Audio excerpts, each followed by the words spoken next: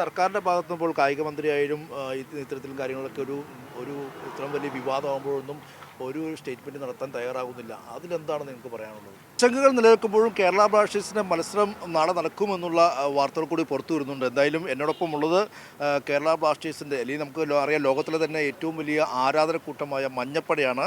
കേരള ബ്ലാസ്റ്റേഴ്സിൻ്റെ ഔദ്യോഗികമായ ആരാധനക്കൂട്ടം തന്നെയാണ്. അപ്പോൾ മഞ്ഞപ്പടയുടെ ഭാരവാഹികൾ തന്നെ നമ്മളിപ്പോൾ ശരിയാണ്. കിരൺ നമ്മളിപ്പോൾ ശരിയാണ്. കിരൺ, ഈ ആദ്യം വലിയ ആശങ്കയാണെന്നും ഇപ്പോൾ ചെറിയൊരു പ്രതീക്ഷ വരുന്നുണ്ട്. മത്സരം നടക്കുമെന്നും ചില വിട്ടുവീഴ്ചയ്ക്ക് GCDA തയ്യാറായി എന്നൊക്കെ കേൾക്കുന്നുണ്ട്. എന്തായാലും അതൊരു സന്തോഷകരമായ കാര്യമാണ് അല്ലേ?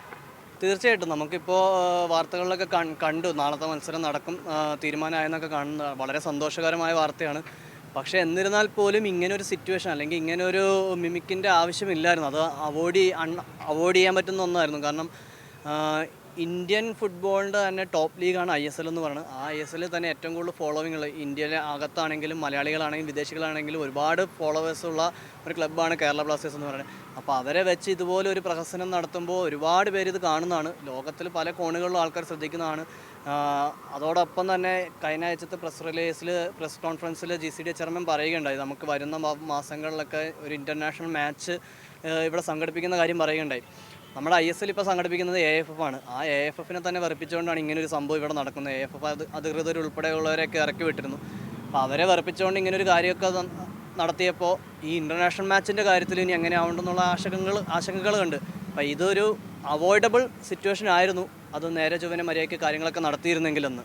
ഇത്രയും വലിയൊരു വിവാദം ഈ ഒരു അവസര നിമിഷം ഉണ്ടാകുന്നത്, പ്രത്യേകിച്ച് GCDA ഭാഗത്തുണ്ടാകുന്നത്, അതിലെന്തെങ്കിലും ഗൂഢാലോചന അല്ലെങ്കിൽ അതിലൊരു അസ്വാഭാവികത തോന്നുന്നുണ്ടോ? അതിൽ കൃത്യമായിട്ട് ഒരു നമുക്ക് എന്താ പറയുക, അടിസ്ഥാനപരമായിട്ടൊരു കാര്യം നമുക്ക് ഇപ്പോൾ പറയാൻ പറ്റില്ല. പക്ഷേ ഈ പറയുന്ന പോലെ ഈ ഒരു നമ്മുടെ ഇങ്ങനെ ISL പോലത്തെ ഒരു വലിയൊരു ലീഗ് നടക്കുന്ന തൊട്ട് മുന്നത്തെ ദിവസം ഇതുപോലത്തെ ഒരു നാടകീയ അവസ്ഥകൾ ഉണ്ടാവുക എന്ന് പറയുന്നത് ഒട്ടും എന്താ പറയുക നല്ലൊരു ഇതല്ല. അതിൽ അസ്വാഭാവികതകൾ തീർച്ചയായിട്ടും ഉണ്ട്. പക്ഷെ അതെന്തായാലും പരിഹരിച്ച് പോകുമെന്ന് വിചാരിക്കുന്നു. എന്തായാലും ഈ ഒരു കാര്യങ്ങൾ ഈ പറഞ്ഞ പോലെ നമുക്ക് ഒഴിവാക്കാൻ പറ്റുന്ന ഒരു കാര്യമായിരുന്നു. കാരണം ഒരുപാട് ആളുകൾ ശ്രദ്ധിക്കുന്നതാണ്. അപ്പോൾ ഇത് തീർച്ചയായിട്ടും ഇപ്പോൾ ഈ ഒരു അവസാന നിമിഷം വെച്ചിട്ട് ഇങ്ങനത്തെ കാര്യങ്ങൾ നമുക്ക് തീർച്ചയായിട്ടും ഒഴിവാക്കാൻ പറ്റുന്നതായിരുന്നു. എന്തായാലും നിങ്ങൾക്ക് ഔദ്യോഗികമായ ഒരു അറിയിപ്പ് ലഭിച്ചിട്ടില്ല എന്നുള്ളത് നമുക്ക് മനസ്സിലാക്കാൻ കഴിയുന്നത്. അപ്പോൾ നിങ്ങൾക്ക് ബാനറുണ്ട്, കൊടികളുണ്ട്, നിങ്ങൾ നിരവധി സജ്ജീകരണങ്ങൾ നിങ്ങൾക്കുണ്ട്. അപ്പോൾ ആ രീതിക്കൊക്കെ നിങ്ങൾക്ക് ഇനി അകത്തേക്ക് പ്രവേശിക്കാനുള്ളൊരു ഔദ്യോഗികമായ അറിയിപ്പൊന്നും ലഭിച്ചിട്ടില്ലല്ലോ അല്ലേ? ഇതുവരെ ലഭിച്ചിട്ടില്ല. അതിന് വേണ്ടിയാണ് ഞങ്ങൾ വെയിറ്റ് ചെയ്യുന്നത്. അപ്പോൾ കുറച്ച് നേരം കൂടി വെയിറ്റ് ചെയ്യാമെന്ന് വിചാരിക്കുന്നു. അങ്ങനെ എന്തെങ്കിലും കിട്ടുവാണെങ്കിൽ നമുക്ക് അകത്ത് കയറി നമ്മുടെ പ്രിപ്പറേഷൻസ് എല്ലാം കംപ്ലീറ്റ് ആക്കാമെന്നുള്ളൊരു വിശ്വാസത്തിൽ തന്നെയാണ് ഞങ്ങൾ എല്ലാവരും ഇവിടെ നിൽക്കുന്നത്.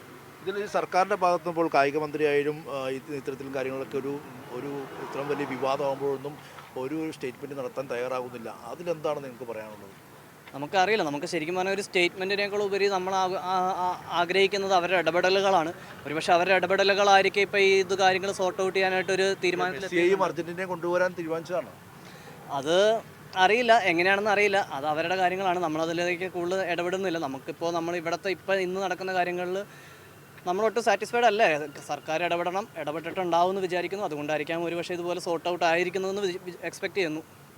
എന്തായാലും വലിയ ആശങ്ക ഉണ്ടെങ്കിലും ഇപ്പോൾ മത്സരം നടക്കാൻ പോകുന്നു എന്ന് പറയുമ്പോൾ ആരാധകർക്ക് വളരെ അധികം സന്തോഷമുണ്ട്. ഇനി ഒരുപാട് ഒരുക്കങ്ങൾ ഇവർക്കുമുണ്ട്. അതിനുവേണ്ടി അവരൊരു ഒഫീഷ്യലായ ഒരു അറിയിപ്പ് ലഭിക്കാൻ വേണ്ടി കാത്തിരിക്കുകയാണ്. ക്യാമറമാൻ ആൻ്റണിക്കൊപ്പം സിബി ജോസഫ്, മീഡിയ 1, കൊച്ചി.